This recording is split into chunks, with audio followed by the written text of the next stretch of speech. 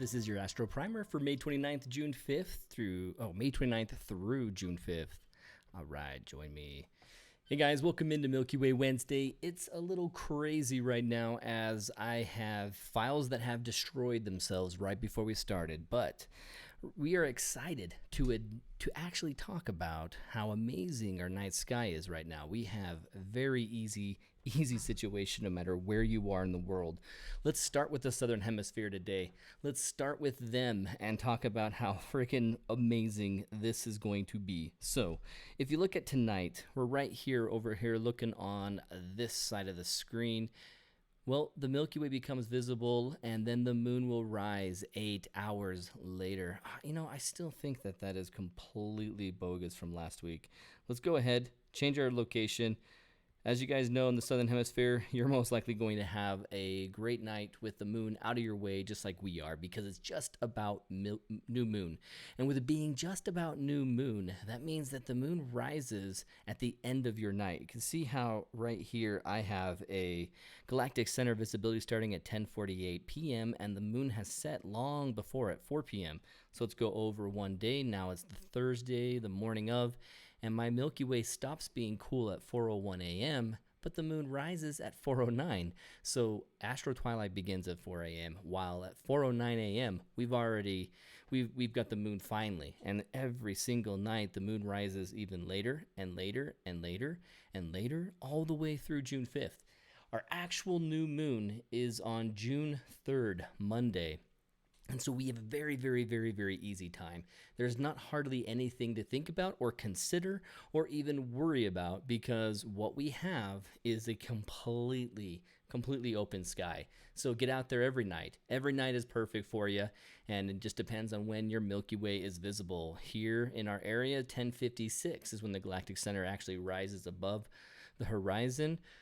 Or no, actually, at this point, it's already elevation 6.8 degrees, so it's already when Astro Twilight has finally given in to full darkness, then we see that the Milky Way is already above the horizon and it's visible at 10:56. So it's awesome. That's at June 5th. It's awesome to be here at this part of the year. Remember that June is your last good time in our northern hemisphere at our latitude to actually capture a really good panorama, because the Milky Way gets so vertical before it's too late, and so you end up having issues with being too high in the sky and shooting up directly to get a panorama. That just does not work without doing unique, abstract, very fisheye panoramas. And so your best panorama time is May and June and April, and we're almost out of the panorama season for us here in the Northern Hemisphere. Southern Hemisphere, another story. You guys got panoramas throughout. It seems like I'd have to look back and see which months actually don't allow you a panorama. But just so you guys know, it's fantastic right now. So get out there, enjoy your new moon. And if you're actually one of the few people on this earth that don't have clouds, then get out there and enjoy. This is the Astro Primer from May 29th through June 5th, 2019. And welcome in. Oh man, okay, so you guys might be noticing, I'm hoping not a lag. This should have very good quality in how the footage is coming through and how you're hearing me and how my lips are moving. Also, this is a new setup with different video technology. So I have an Elgato HD 6060S back here connected to my camera and bringing the video feed in, but I had to go through 2 apps in order to make sure it connects with what I use for all the cool things like Cam with Chat and say, hey guys, howdy Dave. Chat, how was everyone doing today? So I'm hoping that you guys are actually noticing the difference between the quality. Probably not right away, but when you see them side by side, you're like, oh, wow, that's a big difference. And Veronica sees it already. Looks great, Aaron. Awesome. I'm glad that you do. I love that you guys are mentioning it in there. That makes me feel good that it was worth the, I've been working on it since 1 in the afternoon to make this work, and so hopefully that's okay. My audio right here seems crazy loud in my ears, but I think it's been pretty low lately, so hopefully that's good. Teresa says, we're actually supposed to have clear skies tonight in the next 2 days doing a jig. She just got done with a big race around looking for clear skies and had nothing. Nothing was working. I tried this morning and I had clouds. 2 o'clock waited, clouds. Looking good, not like a B movie kung fu. A B movie kung fu movie. Oh my gods, yes. I'm so glad that you're noticing that change. Whew. But difficult challenge with the tech has brought difficult challenges with how I'm going to have to display some of my video footage for you guys, but I'm excited. We'll make it work. We'll make this look awesome. So as we get going, at the beginning of Milky Way Wednesday, I like to give a few announcements, and we are going to talk about MilkyWayPhotographers.com and announce another contest on top of the end of the current contest. Let's go over to my iMac screen and look at MilkyWayPhotography.com, MilkyWayPhotographers.com. So we talked about this shirt last week. This shirt right here, this guy, and if your size happens to be large, then you'll get this black one. If your size happens to be a different and you're a female, because I think this is male large, and so if you're female, you'll have a different size, we'll get the right one out to you no matter what you want. It could be a dark blue like you see in the image right here, or it could be this black one that you can see in this image there. So love it. There's 2 options. There's an f1.4 and an f2.8. And to remind you guys about how you actually get submitted, right here, you upload one new photograph of a Milky Way to your member gallery. And when you are saving the file name, before you upload it, make sure you say May Giveaway in there. May Giveaway _ whatever you want. So May Giveaway is the name of the image. In fact, you could just name it May Giveaway if that's all you want. And then that gives us a clue that you've submitted that image for this contest, and we will submit you into the group, the pool that will randomly, luckily find you or someone you love a chance to get this shirt. So that deadline is the 31st. Today's the 29th, so it's all the way until what, Friday? Yeah, Friday is the last day to do it, and on June 1st, Kurt Keyes will be picking a winner. But like I said, you have another contest right now. In fact, we have a new one right now that is giving away a Mindshift backlight backpack. Check it out right there. So Stanley Harper is working with Mindshift on this, and he has a chance to actually deliver this to you guys and announce the winner from out on a Milky Way chase. And so here's some shots of his chase talking about his tour, and here are the bags. So the actual rules for giving away, oh man, the giveaway actually includes 4 bags, an 18-liter, a 26-liter, a 36-liter, and a 40-liter version. All of these will be given away. So all of these pictured are actually going to be given away for free. So Stanley, pray tell, what do you have to do? I think it's coincidence that this is underneath here like a contest. This is not related to the contest. This is a Google ad showing up right in the middle.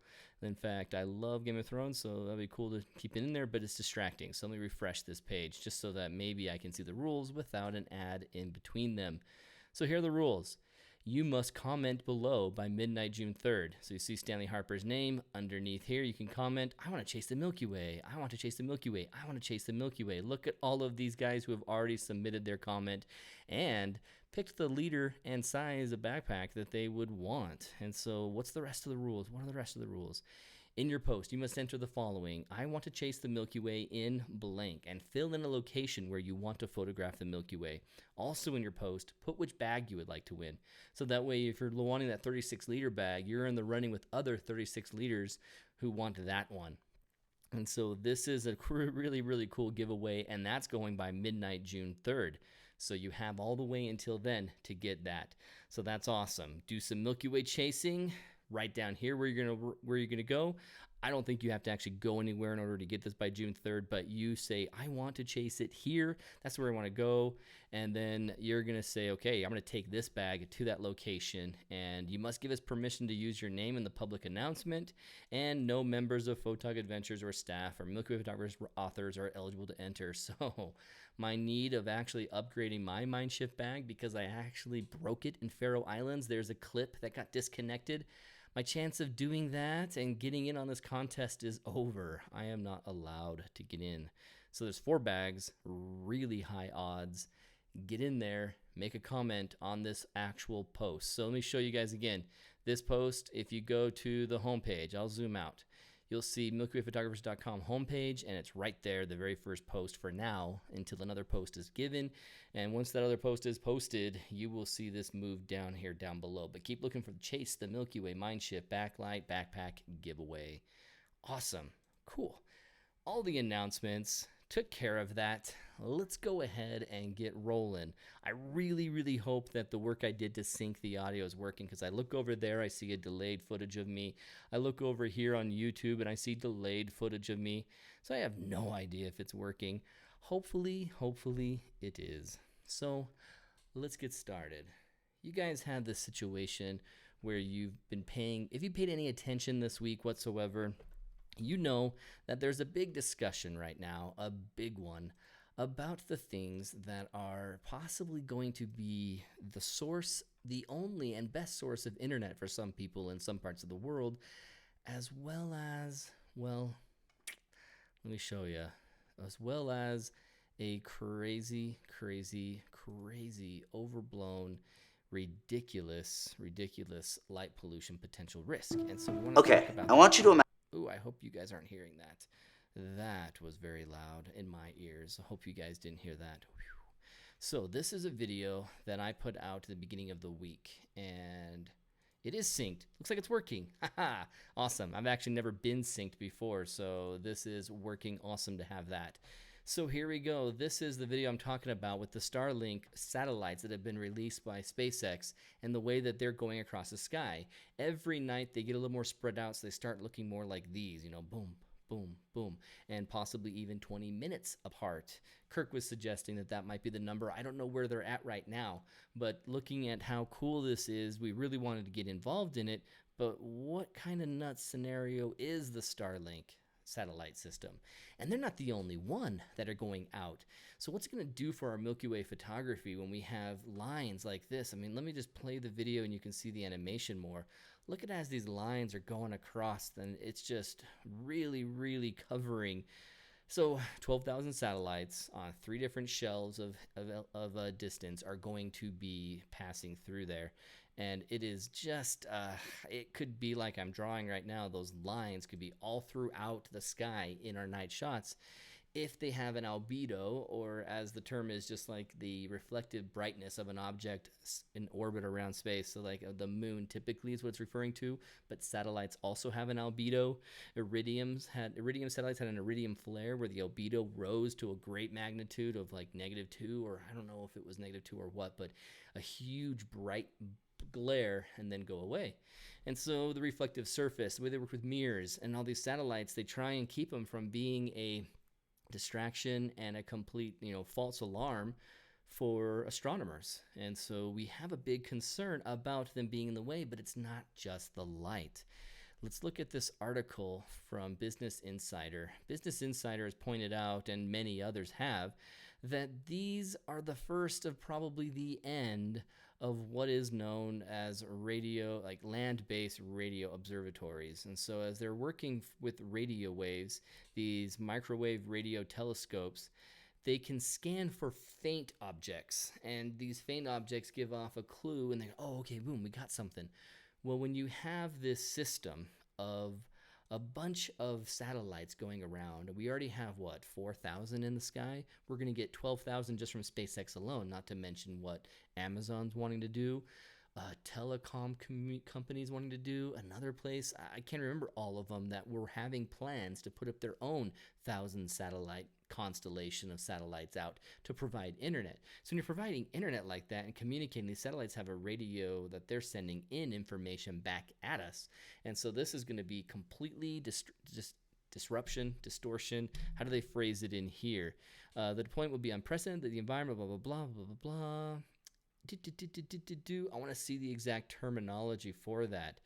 The interference, that's what I should be saying. It's going to be interference, and they actually will make these things not just distracted or interfered, but useless. You won't even be able to work in these radio-based observatories because you can't get out of the noise.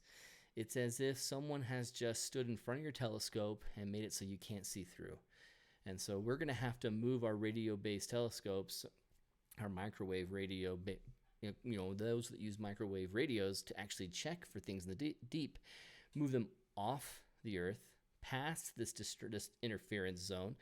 And a suggestion has been already made that it should be on the far side of the moon so that it's always facing away from the Earth as the moon orbits the Earth. And so we got a far side of the moon that never is shown towards the Earth, and it'll have none of that radio distraction interference happening.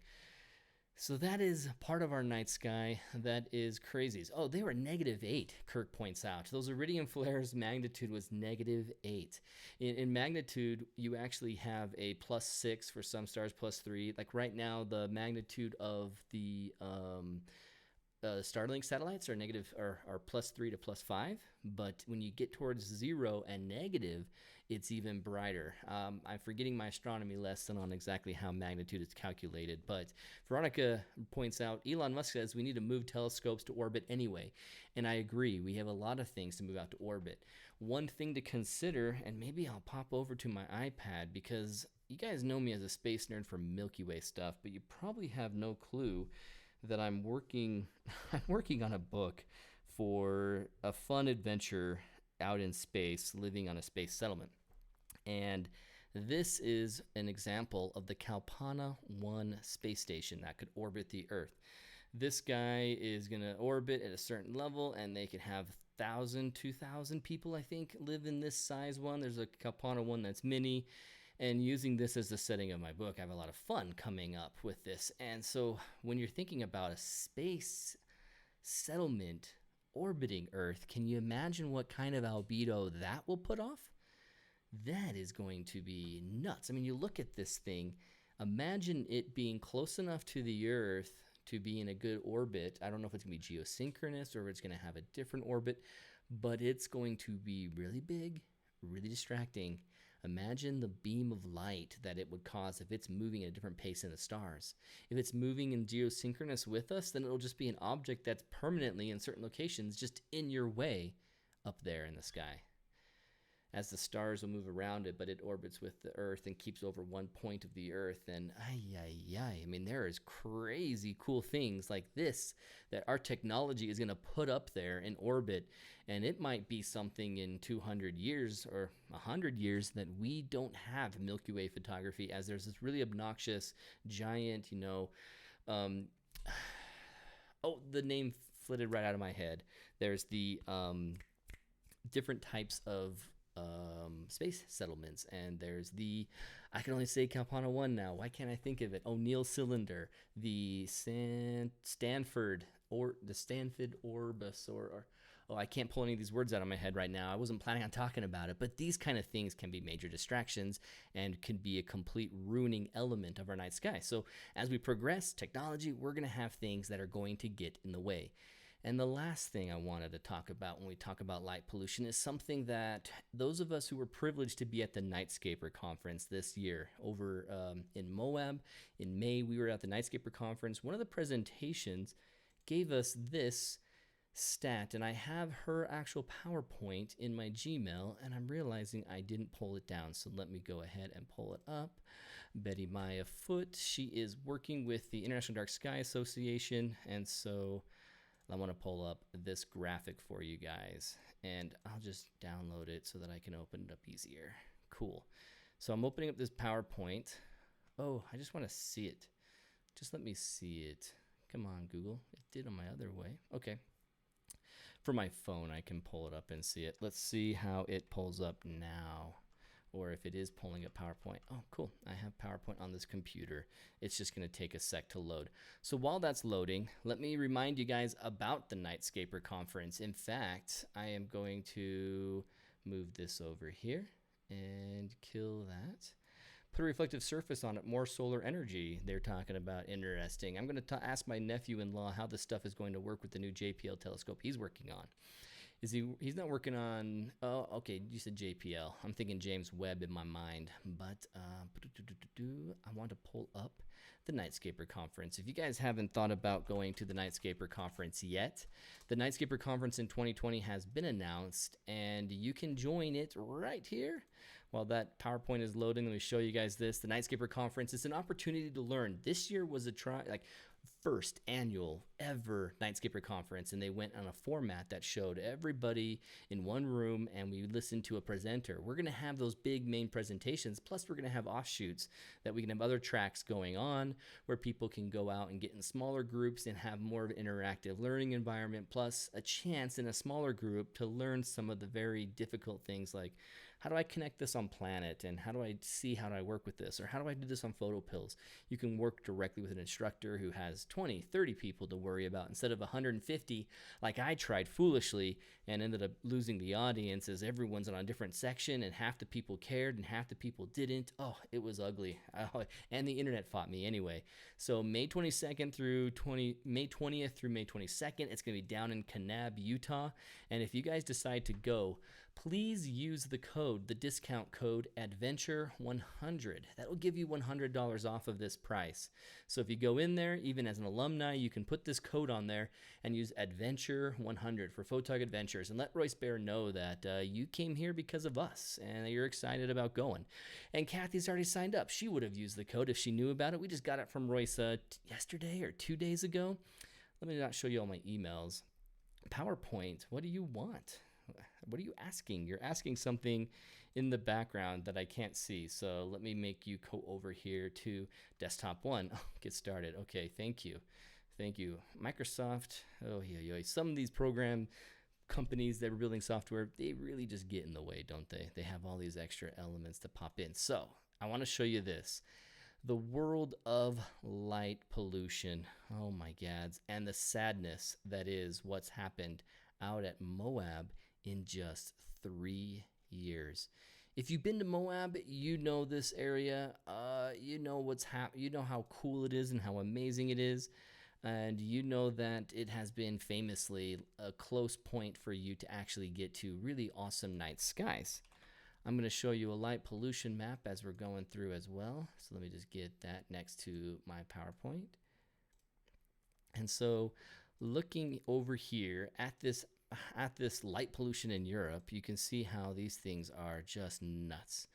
Looking over here on the west, though, we have a really lucky scenario where there's just tons of space and tons of opportunity for low-level light or low light pollution. Man, I have a hard time doing that now. I always say low-level lighting.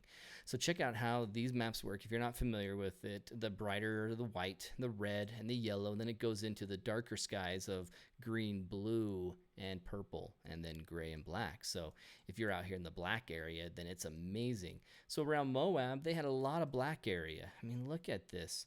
Over here in 2016, a lot of area around Moab that was black instantly. It didn't really bleed out as much. It was in fantastic shape. Then we get to 2017, and some things that are starting to change. There's a lot of extra lights in there. There's more construction. It's growing. And so these places are putting in very expensive LEDs, and those LEDs are not being put with the great hoods and protected, and they are blasting the sky with light. That's 2017. That's already crazy bad, but it's actually worse now. In 2019, it's even way worse, and this is 2018. So from 2016, where you see black around everything, you go to 2018, and now there's little islands of black. Everything else has some light pollution right around Moab. Isn't that sad? Man, that is sad to see that change so quickly in just 3 years. We need to protect our night skies for astrophotography, for astronomy, for just health and other benefits. There's plenty on here that she gives information on in her presentation that if you stay tuned to our YouTube channel, you'll be able to see this being, I'm editing it and putting it out among some other videos from the Nightscaper conference so you can watch it there. But that's just sad to think about. Oh man.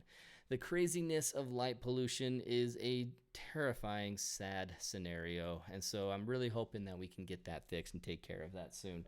So guys, now we're going to switch gears from here and go into this week's cow, the course of the week. And the course of the week is a feature that I will do every week, and I'll do it as a pre-recorded segment so that we can keep it in good pace and have everything work out great, as I have taken an extra 7 minutes to begin this episode, as well as, we had some tech issues, and so Now I want to hurry and get this out in a half an hour. And so this is an 8-minute lesson on Sequator.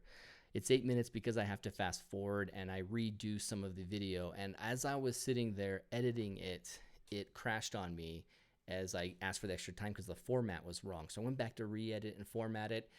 The audio is terrible. It came through here. It sounded perfectly when I tested it, but it is horrifying. So hopefully you guys won't hear this audio. I'm just going to play the video for you so that you guys can enjoy it with me and learn from it. So I'm going to open this up in QuickTime and go full screen so you guys can watch this tutorial, but I'm probably going to have to narrate the whole thing. So let's see how this goes. Oi, oi, oi. Okay, Sequator, course of the week. So if you guys ever installed in Sequator and you got through the process of actually making sure that the computer allowed you to open it, as you are going to get an error message saying, oh no, this isn't safe, don't open it. Don't worry, it's safe. There's thousands of us that can say and vouch for it that this app is something you should trust. You don't have to open it up as administrator rights. You just have to tell the computer, okay, let me open it still. And once it lets you open it and run it anyway, then you get to this screen. And as you get into this screen, you're going to, and I'll just fast forward, you're going to see, let's go new project, and you'll have this project there. You have these red dots right there. And the red dots are actually telling you, there's something here I need to fix. I need to do something here. And if you go to Star Images, you just one click, nothing happens. But if you double click, then you'll get an open window where you can choose your images that you're going to put on. And so you're going to open up the images that you've already worked on. Let me pause it here after I look at this. So these images are images that I've pulled into Lightroom, I've edited them, and I've made all the edits that I wanted, did a lens profile correction because before that was a very big U. This image is ready to go, and I would be happy with it if I wasn't worried about the noise in the image. So then if you want to bring it into Sequator and do some stacking, just take all your finished edited images, you exported them out, and now you're going to work with them. So you select all of those 10 and you bring them in, and it looks like this. It pulls them in here as your star images, and then it picks one to be your base image. And that base image basically means, okay, this is going to be the one that we use for your sky. Wherever your Milky Way is at your base image, that's where the Milky Way will be in your final. And you could choose a different one if you wanted to. You can go through that and pick. It just picked one for you, and it just chose the middle, one from the middle of your 10 that you gave. And you see another red dot. And so from that red dot, you click on it, it'll open up and say, okay, where do you want to save this? You save this guy out and choose, okay, I'm going to save it as Ernie's image, sequator.tiff. Now what? I've green circle. Do I hit the start button down here? No, not yet. You still need to mask out the sky from the foreground. So when I click on composition up here, align stars, I have these options down below. What you're not hearing me say is that any of these that you click on, you get a new menu down here below. And when you click on that, look for those menus to pop up there. So then you start tapping on the image, align stars, and you're going to choose, am I doing align stars or star trails? This app actually can do star trails as well. So you can choose it to do a star trail, or you can say, I want to align the stars. I'm going to restack them up on top of each other.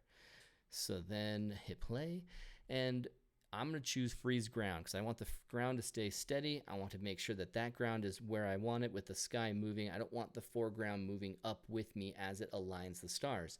So we're freezing the ground. But now that I'm freezing the ground, I need to declare where the ground is and where the sky is. So you can see how there's a red dot again right there. That red dot is saying, hey, there's something you need to do. And so you click on the sky region, full area, and see what options pop up. So I click on here eventually, and you can see how it's boundary line, gradient, or irregular mask. An irregular mask is saying you have a foreground that's an irregular shape. It's not a linear shape, and it's something that's not going to work with the nice gradient. You're going to want to draw the actual difference. So once you go in here, click irregular mask, and go to full area, you already have a brush, but you just don't realize it unless you move your cursor onto the window. So I choose a regular mask, and then here I'm going to click on okay, see how the cursor now has become a brush. So I put my cursor over that, it's become a brush, and now I'm painting in the mask. And I'll just zip through that really fast. And you don't have to be very careful because the mask actually recognizes things for you. I ended up hitting direct right there to show you the difference, and it finished up. But let me show you this. So this box right there, auxiliary highlight, that is going to help you see the stars from the ground with green dots and red dots. So check that before you start painting. It's actually easier to paint with that on. Everywhere that you paint over where it thinks are actual stars, it will create a green dot, and then you can paint that in. So look at it right here. You can see a few stars at the bottom that are red, and it'll see and find stars in the sky, and I'll see red dots all over the screen, plus the outlines of all of my foreground. And if I paint over those red dots in the sky, they become green, and it's nice and easy. It's an easy way for you to know how detailed you need to get. See these dots here? And then all of the stuff in between, there's no dots at all. Even though there are some stars, it's not needing those dots to be selected. So you just need to make sure that you make those green that you haven't yet, and you're solid. So you'll watch me as I change my brush size and start painting in all of those red dots, make them green. So actually this video is kind of working well, even though I'm having to narrate it. But in the future, it'll be a produced video. It won't have the weird audio glitch and the tech glitch of the format that I had happen. Yikes. So here we go, painted in those dots. And now that I've decided, okay, I've declared to the program, here's my sky, all the green, and here's my foreground, all the red. Please align all the stars, but freeze the ground where you see red. So it's going to basically choose the ground and align it there, and then move the stars in the sky and align them together. And all of that is going to process with as much processing power as your computer has. If your computer is fantastic and fast, this won't be as long as it was for me. In fact, actually, it wasn't that long. It was like a 2-minute process. So that's really impatient to say that that doesn't work. But then when it's done, now what? Wherever you saved it, that file's there. So watch me open it up, and then you can see your final image in full screen. Ba-ba-boom. I'm going to move this up so you can see the foreground. You're going to see a comparison here in a sec. See all zoomed in? That almost looked kind of grainy, but wait till you see the comparison in the end of this video. So I pull up both images, and then now I compare. So check this out. So it's looking between both, with the planes, with the noise, and then back, all of it cleaned up. We talked about it last week. You saw this example last week. That's how you actually do it in Sequator, and you saw it completely unedited. I fast forwarded the processing parts and the 10 seconds that I spent painting over that. So this is not very hard to use. Sequator is very easy if you have a PC. If you have a Mac, definitely get Starry Landscape Stacker. That is the best way to go. So awesome. Any questions that you guys have for me? As I was going through Sequator, you have a lot of questions that you might want to point out. And as I was saying in the video, but I didn't narrate it, there's other options on there to choose, things that you can change. But that was an example of a very easy, keeping everything default way of using Sequator and getting the most out of it. So people are talking about other stuff. Then please use the Light Trends application. Jurgen Tanner. Okay, cool. Everyone is talking about something awesome. Sweet. So the last thing, every week, and I want to do, we have the Astro Primer every week. We're going to have a segment that is a course of the week. We're going to have a segment where we're going to talk about either recent news like Starlink, or I'll talk about something in length. I might actually spend 20 minutes on a lesson. As you guys who've been with me for the last year, you know that I've even spent an hour and 15 minutes teaching something. I think gone are the days where I go that long. I'll do a pre-produced quick video that I'll share on Milky Way Wednesday, and then it'll premiere later as an individual video by itself if it's good enough. Otherwise, it'll just be a cool segment within Milky Way Wednesday, because my goal is that Milky Way Wednesday is an opportunity for people to jump in and learn Milky Way photography as if they just jumped in and joined a class. They walked in and there's a teacher already teaching it, and how do I get in on that action? And so I'm going to I'm logging something up as I'm trying to do this, because I realize I hadn't taken that step yet. But I asked you guys, what questions might you have? And then Robert Chandler says, will the tutorial be available to download? That is a good question, as all of my YouTube videos are technically available for download, as you can find an app that will strip it and then you can have that file. But, you know, Robert came with us out on a workshop, and so having something like that I set up for all workshop attendees, where they have access to a library of videos, that could be pretty fun. Although storing all those videos online are pretty expensive, so I may not be able to do that, Robert. But someone like Robert says, hey, can I get a copy of that video? I will put it in a Dropbox and say, here you go, man. Access yours. Until I get so inundated with questions, I will be able to actually accommodate that. So I'm going to just find my password 1 second.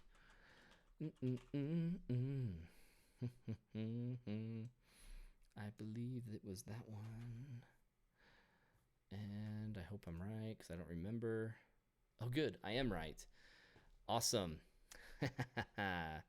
Fantastic. And so here we go. First ever. I ask the question now, hey, what kind of questions do you have here? But even if you use all caps, and I notice that, like, here comes Ernie's question, and I can answer him, but I'm going to take a second to speak with what I was saying and then come back to Ernie's question. Sometimes I don't come back, and I apologize that I don't get to everything, but you also might think of a question on a replay. You're watching it right now. Hey, you who's watching a replay right now, you might have a question about something like, oh, dang, I wish I was there live. Well, I'm going to have a viewer mailbag segment. And so if you guys email milkywaywednesday@gmail.com, you can ask me a question. And I only want this email for questions. So if you guys have a question you wanted me to answer on Milky Way Wednesday, send it to me here. For instance, Nathan St. Andre asks, hey, you guys use Canon. How do you get the star trails to work for nighttime stuff? So my intervalometer settings never seem to work right.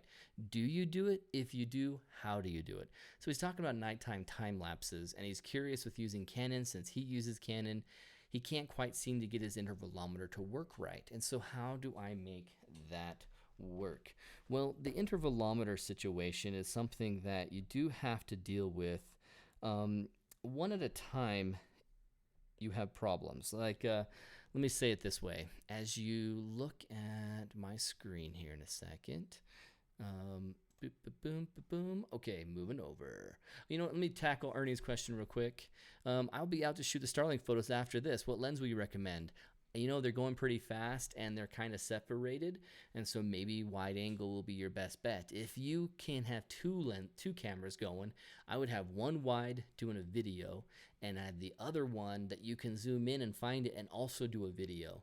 If they're really bunched up together, video is going to be best. If they're really spread out over a long period of time, time lapses will be best, just because like any satellite, you'll see it move across the sky like a slow plane, and in the time lapse, you'll be able to capture it without any effort. But video is the best option. Wide is something that Alan Dyer did with his shot that he captured, where you saw him going across the sky, and it still looks amazing, and you still can recognize it happening. It's just depending on how fast it's going and what you're looking at, you might have a hard time telephotoing into the right location and setting up and having that record before it passes. And so I would hit record on the back of your camera and then do your best getting into position and staying still for your shot. So then looking at the question, or dealing with the question that he asked, let me go ahead and pull up my screen. So for the viewer mailbag at milkywaywednesday@gmail.com. So if you can't spell Wednesday, that's going to be the hardest part. Milky Way. I tried getting milkywhat@gmail.com. And someone has that already. Someone already has milkywhat@gmail.com. So that was a bummer. So now it's milkywaywednesday@gmail.com. And you can ask a question like this viewer question from Nathan St. Andre, actually a buddy of mine. Time lapses. How do you deal with your intervalometer?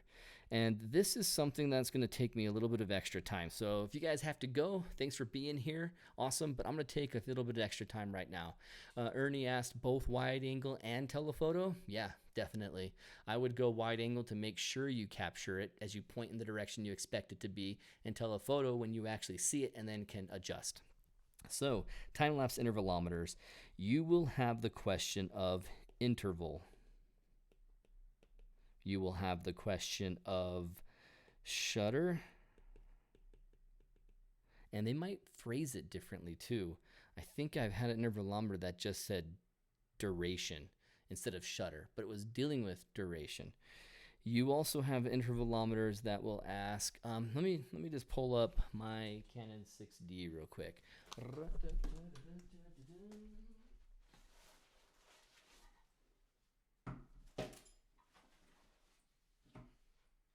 Pulling up my Canon 6D, oops, I have magic lantern. So Nathan St. Andre's question is easily answered saying, well, use magic lantern on a Canon body if you have a Canon 6D or a 5D3 that works. But my 5D Mark IV doesn't have magic lantern, but it also doesn't need it for intervalometer because my Canon 5D Mark IV has one. And when I go in, ooh, actually, do I have a card in here that actually has magic lantern on it? Magic lantern requires your actual card to have the firmware on there. So I don't care. I just want to go into magic lantern. Oh my gads, are you really, Canon, not going to let me do anything unless I have an actual lens? Okay. Let's put the 50 on there real fast, just so that I can see the options and don't forget. Because you deal with these different options in your time lapse, and with them, they can get confusing, especially on like a velo intervalometer. All right, coming out of here. Oh, it was in movie mode. That's why it was controlling everything I wanted to do. Okay, card is full. I get it. That's fine. And that's not one with magic lantern. I think it was my gray ones that had magic lantern. Okay, card full too. Yeah. Man, I don't want to format it. Just go away from that option for a sec. There we go. So magic lantern. This is going to be hard for you guys to even begin to see. So let me try it on the biggest screen possible. So this is Magic Lantern's extra menu that comes when you install Magic Lantern. This is not a typical Canon menu. And I am going to go over here to intervalometer. And you can see that I can turn, well, you can't see, but it's on and off. And there's a Q option. Once I go into the Q, the intervalometer over here only asks, take a pic every how many seconds? Start the trigger when? Start after how many seconds? If you try something else, like if I do leave the menu, it'll start after 3 seconds. If I choose half shutter, then it'll just do it as soon as I'm actually on half shutter. If it'll take a pic, it'll go. So then stop after. So the nice thing about Magic Lantern is it simply asks, okay, whatever your settings are on your camera, when do you want me to take the next picture? You take the picture if it's 20-second long shutter. If it's a 3-second long shutter, it's going to ask you, okay, so when do you want me to take another one? And I say, okay, every 10 seconds or every 3 seconds, which I typically do every 3 seconds. And then it'll just take a picture, and then 3 seconds later, it'll take a picture. 3 seconds later, take a picture. And the only other questions on here is basically if I wanted to have a timer before it starts, I can move into position and do a time lapse. I don't ever use the start trigger when. I just go, okay, when I take a pic, you just go for it. So I go to take a picture and it starts taking it. And then it asks, when do I want it to stop?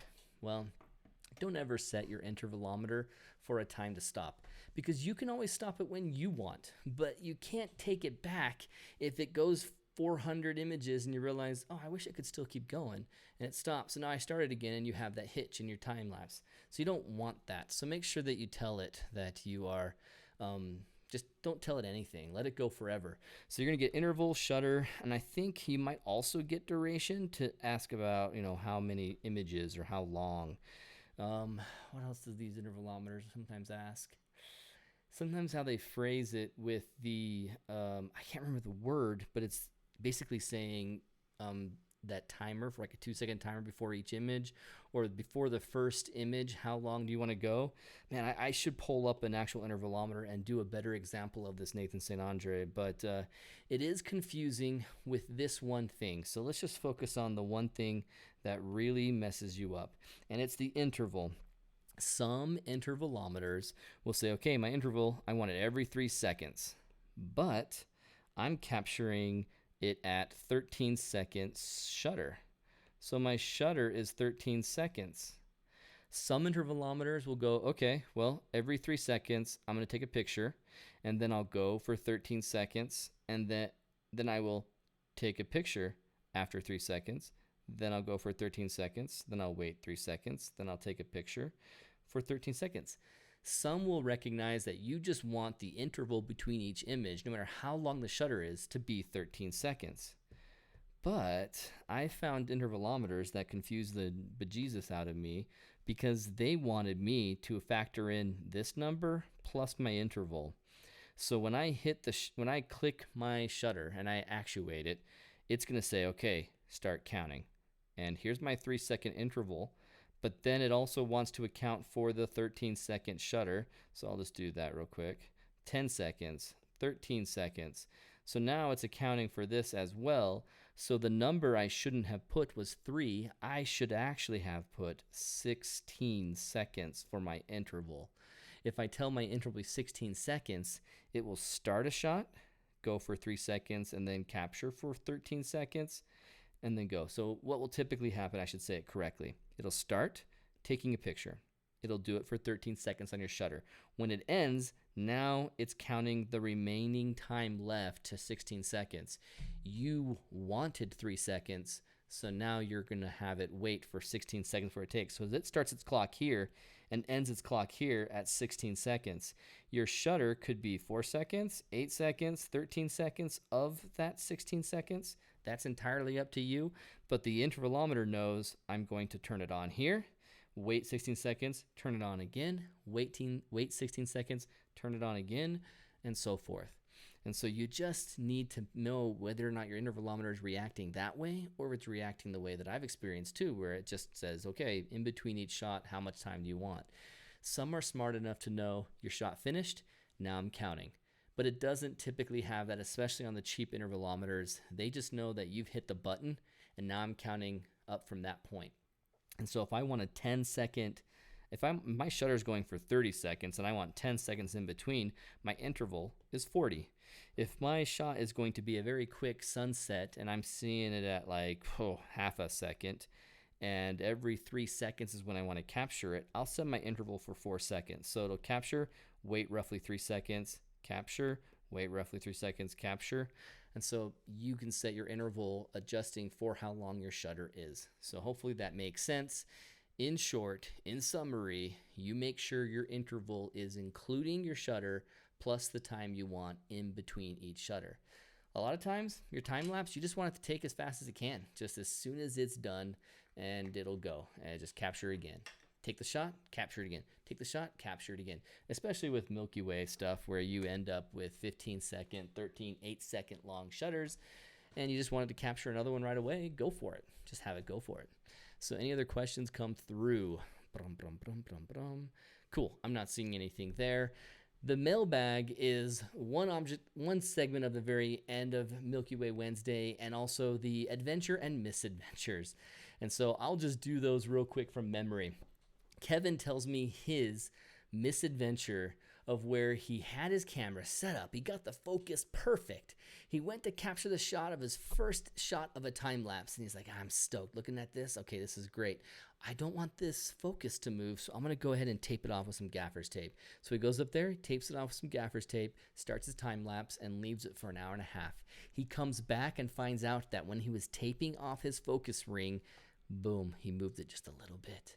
And he came back to an entire time lapse of a bunch of unfocused images. Oh, Kevin, that is the photog misadventure of the week.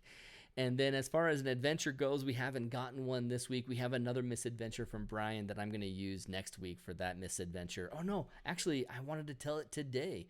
I remember now. I wanted to include it because it was easy to tell Kevin's very fast. So I'm going to go back to Brian's message. So here we go. I'm going to read this as best as I can. 2 years ago, when we had that amazing aurora over the new moon and people saw all the way down to the southern states, like they could see the aurora all the way down to the southern states. He was out with his buddy doing Milky Way photography, and his phone started blowing up with notifications. There's a KP5 plus. It's going to be bigger than a KP5. So he scrapped his original location and went to a place where he had some water so we can get that reflection of the aurora in there. So down to the ocean he goes, totally blown away by the light light show. He couldn't believe it. He says we have never seen the aurora overhead like that out here on the west coast of Canada. So he goes, I put my camera bag down behind me and I walked about 40 feet down the rocks to the water's edge and started taking images. About 2 hours into everything, we could hear seals and stuff coming up the water's edge to check us out with the blinking lights. And so they'd turn their headlamps on and say hi to the seals as they would swim away. And then remember, at this time, I've been in the same spot all night. The tide has coming up, but has not yet made him move. So he's here 40 feet down from his camera bag. The tide hasn't even made him move, so he's fine. However, my buddy Kelly goes, hey, another seal. He turns his headlight on to look as I turn and see that that's not a seal out in the water. That's my camera bag with his Nikon 7200 f2.8, his Nikon 50mm f1.4, all of his filters, his shutter release, etc. No, he screams, jumping into the ocean at 3 a.m. to swim out to grab his bag. He drags it back to shore, hoping that someone somewhere in a far-off country thought, man, you know that we should make the zipper seam waterproof just in case it gets dunked. And yet the person who created that bag apparently did not make that bag waterproof. He says that the next part of that probably went like this. Nah, who would do that? Who would let their camera bag get dunked in water? So he opens up his bag, pulls off the lens cap, and all of his lenses are totally full of salt water. And his wife was shooting a wedding with our gear in 2 weeks. Oh man, everything ended up okay. He was able to rush order everything from Amazon and it all arrived in time. But to this day, she still tells me not to break anything when he goes out with the cameras. And I'm going to show you guys his image that he captured and sacrificed all his gear for. And you know what? It was worth it. Yes, love that. Got a question that came through from Scott. Did Aaron send out an email alert about his Oregon Crater Lake event? I have and haven't, so it depends. I have reminded people that it existed, but while you guys are staring at this, I'll keep talking about that. The scenario of our Crater Lake event, we actually have a by request only, an extra 2-night option at Crater Lake. And so if you guys have been wanting to go to Crater Lake, but you can't quite afford the 4-night workshop, and you wanted to do a 2-night workshop, but all of them weren't at Crater Lake, now's your chance. You have to email me directly and I'll invoice you for it. But it's aaron@photogadventures.com. Currently, if you do that tonight, I'll be able to invoice you, but I'm going to put it up on the site and add it here because I have to make a bunch of changes to the website because of an announcement that I have to put out there tonight in our podcast. So you guys, if you want to join me for a 2-night Crater Lake workshop, it is June 29th and 30th. So we're already there for a 4-night workshop, and we'll be in Crater Lake for the 27th and 28th. And we'll stay for the 29th and 30th to have 2 nights of Milky Way at Crater Lake with you. We have we have Sid already joining us, and we have a good group that might even join us there at the very end of the 4-night and be there for the 2-night. And so if you've always loved Crater Lake and you want to go, email me, aaron@photogadventures.com, and I will put you on the list. We're only going to take about 6 people, and we have 2 spots taken up already. So there's about 4 spots left. See if you can join me. That'd be awesome. 2 nights at Crater Lake. It's fantastic. So it looks like none of the other questions have come through. Going back to the cam chat.